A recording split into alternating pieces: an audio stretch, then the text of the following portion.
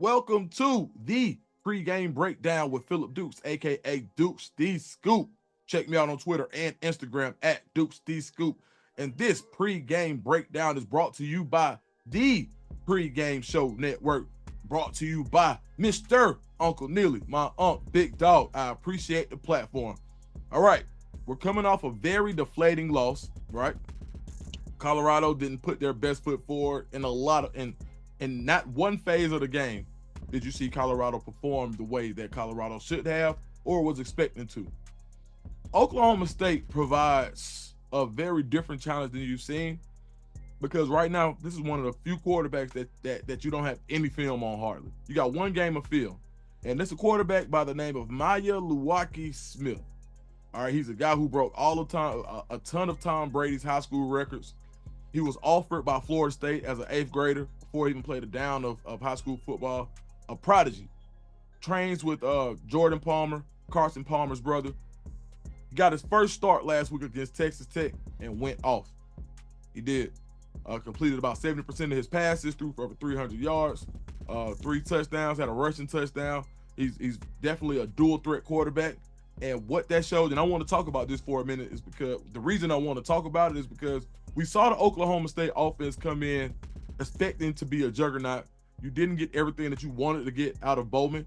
You haven't gotten everything that you wanted to get out of Ollie Gordon, who was a preseason Heisman candidate. But there is a very specific skill set that Smith has at quarterback, which is his dual threat running ability, which opens up lanes for Gordon. Gordon only touched the ball 15 times last week and had 156 yards. So I think the fact that he can run in a dual as a true dual threat, but he can really sling the ball, you're in the same position that you were in last week. You got to tackle 1,000%. If you don't tackle this week, if you get your hands on Smith, you got to bring him down. He's very slippery. He's basically a more accurate, I would say that he's probably a more accurate Jalen Daniels, who we saw last week. So I'm telling you, if you don't tackle this guy, you're in trouble.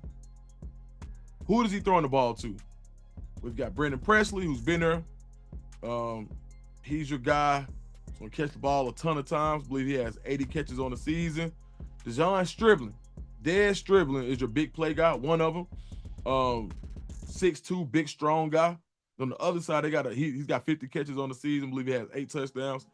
And then you also got Rashad Owens. Had a ton of production last year. Didn't have the year he wanted to have. He's another 6'2" receiver. He's a senior. He had 6 catches for 120 last week. You got your hands full. And I think we look at Oklahoma State's record and we forget that this is still a talented team that didn't put everything together. Just like you saw last week with Colorado being a supremely talented team that didn't put it together, imagine Colorado having game after game after game like this. Well, that's kind of how Oklahoma State's season is went. I went to an Oklahoma State game early in the year. I went to Oklahoma State, Arkansas. A ton of NFL scouts there at Oklahoma State. There were at least 6 teams there on game day. I got to see where they were. Oklahoma State has a lot of talent. They got a linebacker who's really good. They haven't had the success they've wanted to have. So I just want people to realize that do not look over this game. Do not overlook this game. This is a game that even though you look at Oklahoma State's record and you look at Colorado's and you say, well, they're inversed. Don't worry about that. You got a quarterback who you don't have a lot of film on. You got a running back who was a Heisman candidate coming into the season. And you got 3 really experienced receivers. And you got an offensive line that doesn't give up sacks. They've only given up 10 all year. I believe if that's not first, it's second in the Big 12. So defensively, you got to make adjustments fast. You got to make them on the fly. What Oklahoma State likes to do, they still run some classic pistol, shotgun with the running back behind the quarterback. And what the pistol does, it allows the running back to get good vision based on not being able to tell his alignment. And so the safety has to find him. Okay, safety's in the back. How do you split that up? So you're a second in the pistol, you're a second slow because you can't shade right, left based on the running back because he's lined up straight down the middle. So that way, if you're the boundary or you're the field safety, you have to wait till he takes a step in the direction. And if he takes a step and runs that jet motion back the other way, then you're a step out of place. So we'll be watching for the pistol, but they do run a lot of just classic shotgun, which is going to favor either the tight, the strong, or the weak side. But they like to run a lot of zone read, which what they ran last week, and they were successful. They popped some really big runs. Gordon, who's not the fastest guy in the world, even though he's big and he can run, but he's not like a track burner. But he had some run. He had like a 68-yarder last week, and they started up front. Offensive line is good. Now, you can make offensive lines look worse with what you provide them with the look on defense, but this is like their quarterbacks, no matter who it's been, they aren't getting sacked. So I think if the defensive line can make this true freshman uncomfortable, then I think it would really bode well for the chances of the Buffaloes. Now, defensively, Oklahoma State, they've been terrible. Second to last in the Big 12. Their rushing defense is the absolute worst in the Big 12. 240 yards a game they're giving up rushing, which is good to be the second worst in all of college football. So if I'm Colorado, you look at what they're susceptible to against the run, and you see what you can add into your run game this week to take some of the pressure off Shedeur, and also take some of the pressure off the defense. That's something that a lot of people miss when it comes to playing complementary football. The more you run the ball, the longer the more time of possession you have, and the longer the defense stays off the field. Colorado is a very explosive offense, and usually the defense has been able to keep up with that pace. Well, we saw what happens when the defense can't keep pace with the offense. It puts too much pressure on the offense. So that's why we talk about complementary football and running the ball. Being around practice, I just came back from Boulder. Shout out to Uncle Neely. Shout out to some of my people over there on staff. The feel is you want to run the ball this week. You want to establish the run game. If not, I mean, of course you're going to throw the ball. You're going to put the ball in your best player's hands. But absolutely, you do want to make running the ball a priority this week, especially going against a defense that's very susceptible to the run. I mean, literally second in all of college football at the FBS level. Second to last. I mean, they are the worst. I don't know if it's 130 teams, then that means they're 129. Exactly.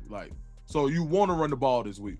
They like to play a lot of man because when you aren't able to stop the run, what do you have to do? You got to blitz, right? So they play a lot of man coverage, and they haven't been the best in man coverage. And I think this is really a place where Colorado can take advantage of Oklahoma State throwing the ball, is that they like to run a lot of man coverage. And that's really not the best thing when you have some decent corners, you have decent secondary play, but they have to gamble a lot. Now, one part of their gamble that pays off is when they touch it, they catch it.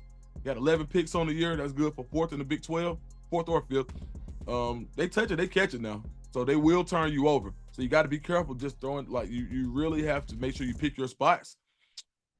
So overall, what do I see in this game? If Colorado plays Colorado football, which we all know, they win this game going away. But Oklahoma State is not coming to lay down. They can't make a bowl game. This is their Super Bowl. So a lot of guys are making league decisions. Ollie Gordon hasn't made his decision. If you don't think he wants to come and get off in front of these NFL scouts who are here, that are going to be there for Colorado, you crazy. The offensive line is going to protect the quarterback. You got a true freshman quarterback who early on had a lot of synchronicity with Tom Brady. Tom Brady now, he's not afraid of this moment. He's been training with the best for a long time. He's been prepped for this moment. This is his Super Bowl of his freshman year. He's looking like this is the biggest game I've had all year. And now, mind you, this is only his second start. So when I say that, he understands just enough. And the scary part about a kid who don't know no better is they don't know when they're supposed to be scared. He's got no clue. He doesn't care. He's playing with house money. I'm starting. I wasn't expecting to start this year, but I'm a baller. So I'm gonna go out and give my best look. The defensive line has to show up. You got to make this kid uncomfortable. You 1,000% have to stop Ollie Gordon, and you cannot arm tackle and guest tackle Ollie Gordon. If y'all don't know, Ollie Gordon looks like Eddie George. He's 6'2" and 230 pounds. This is nobody that you can afford to play with. You got to bring your arms.